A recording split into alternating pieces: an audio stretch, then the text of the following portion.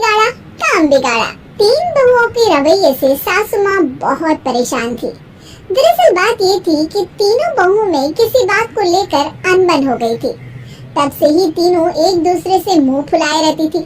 ना कोई सीधे मुंह किसी से बात करती, ना किसी का कहना मानती। पड़ोसी भी इस बात को जानते थे और जाने कैसे कैसे बातें भी करते। इसीलिए सासू माँ ने तीनों बहुओं को तुरंत अपने कमरे में बुलाया। मैं कई दिनों से देख रही हूँ, तुम तीनों अलग अलग सारे काम कर रही हो। ये सब नहीं चलेगा, तीनों को मिलकर ही काम करना पड़ेगा। सास की बात सुनकर एकदम से बड़ी बहू बोल उठती है। नहीं मम्मी जी, मैं इन दोनों के साथ कुछ नहीं कर सकती। मैं इस घर की बड़ी बहू हूँ, फिर भी ये मेरा कहना बिल्कुल भी नहीं मानती। अरे जेठानी जी, जानबूझकर मुझे डबल काम करवाती है आप। और छोटी मुझसे टेढ़े मुंह ही बात करती है। इन दोनों के बीच हमेशा सैंडविच बन जाती है मेरी, और मैं हमेशा आलू की तरह बीच में मसली जाती हूँ।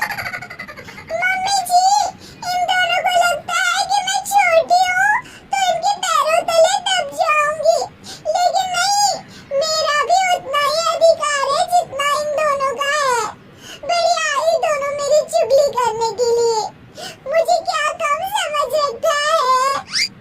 तीनों बहू एक दूसरे से बहस करने लगती है और सास दोबारा ये देखकर टेंशन में आ जाती है और सबसे कहती है, चुप हो जाओ, अब से तुम तीनों सारे काम एक साथ करोगी। आंख बंद करके एक दूसरे की बात सुनोगी। तुम तीनों इस बात को गांठ बांध लो, वरना अगली छुट्टियों में तुम्हारा अपना मायके जाना कैंसिल है। सास की बातें सुनकर डर के मारे तीनों हामी भर देती हैं। जी मम्मी जी, मैं समझ गई।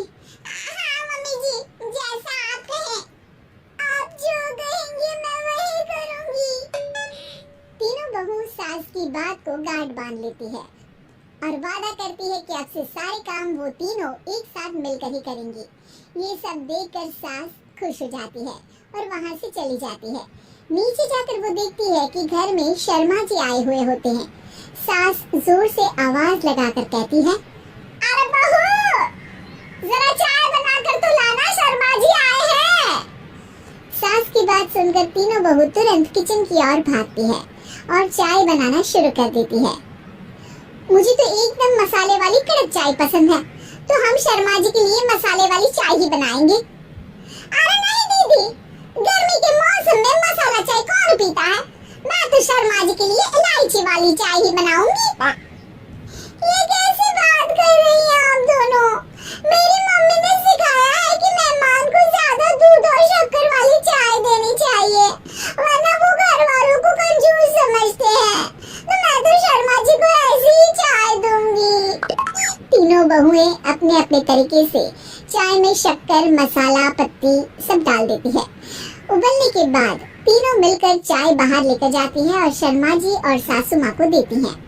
चाय पीने के बाद शर्मा जी सासू माँ को देखकर शर्मा जाते हैं और शर्मिंदा महसूस करते हैं कि आखिर उन्होंने चाय पीने के लिए हामी क्यों भरी। सासू माँ भी चाय पीना शुरू करती है और कहती है, अरे बहू, ये कैसी चाय बनाई है? चाय है या मीठे दूध की बासुंदी? हाँ, चाय अच्छी नहीं लगी क्या? कोई बात नहीं, हम पराठा बनाकर लाते हैं। चलो चलो अंदर। हाँ चलो। हाँ, आती हूँ मैं भी। नहीं, मेरा पेट चाय नहीं चौपट कर दिया वही काफी है। पराठे से पोपट नहीं करवाना, मैं तो चलता हूँ। शर्मा जी चुपचाप पतली गली से निकल जाते हैं। अगले दिन सास बहुओं से कहती है, अरे बहू, जाओ जाके ऊपर के गेस्ट हाउस की सफाई कर दो। कल हमारे यहाँ मेरे दूर के रिश्तेदार आने वाले हैं, तो पूरे कमरे को चमका देना, समझी? तीनों बहू सास की बात को मानकर ऊपर सफाई करने चली जाती हैं और तीनों कमरे की सफाई चालू कर देती है। बड़ी बहू मकड़ी के जाले साफ करती है, तो बीच वाली झाड़ू लगाना और छोटी वाली सर्फ डालकर जमीन धोना शुरू कर देती है। अरे दीदी, जेठानी जी, अभी मैंने पूरी फर्श धोई और आप फिर से धूल नीचे गिरा रही हैं। और मछली जेठानी जी, आप बिना झाड़ू की धूल यहाँ छटक रही हैं।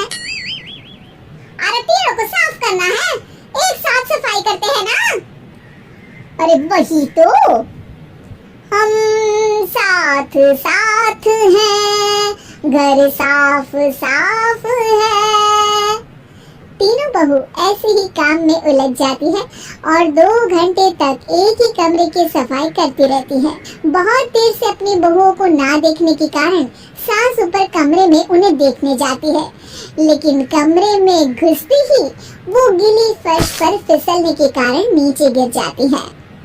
ओरे मोरे मैया, हड्डी मरोड़ के रख दी, आए मेरी तो कमर ही टूट गई रे।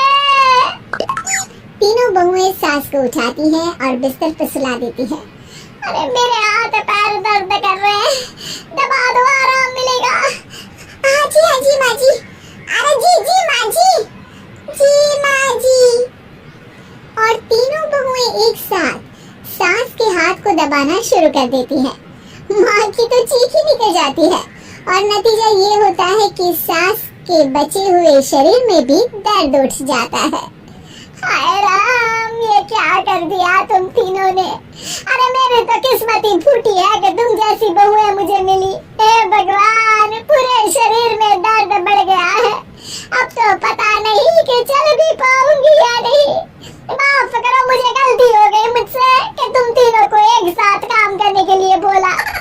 सोचा था तीनों मिलकर अच्छे से काम करेगी, लेकिन बड़े बुजुर्ग सही कहते थे कि 3 तिगाड़ा काम बिगाड़ा। तुम लोगों ने ये बात ना आज साबित करके दिखा दी।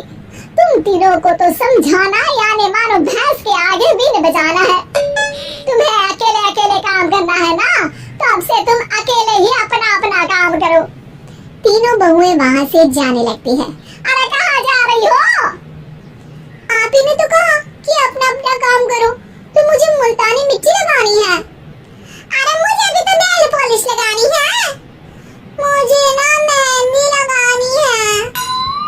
सास अपना सर पीट लेती है और कहती है, अरे मुझे भी लगाना है कुछ। क्या माँ जी? तुम्हारे घर वाले